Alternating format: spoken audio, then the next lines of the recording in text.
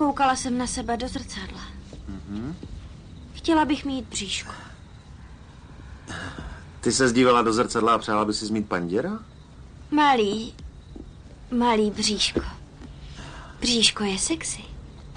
No, měla bys být šťastná. Teď jedno máš. Ty mlč, tlusťochu, já žádný nemám. To je jenom žaludek.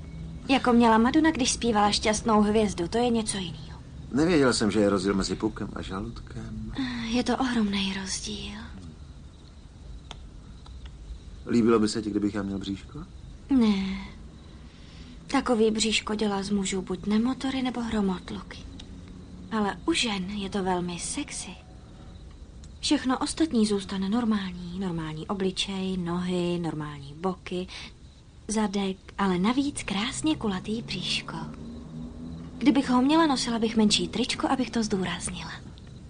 Myslíš, že by se to mužům zdálo atraktivní? Je mi jedno, co se mužům zdá atraktivní.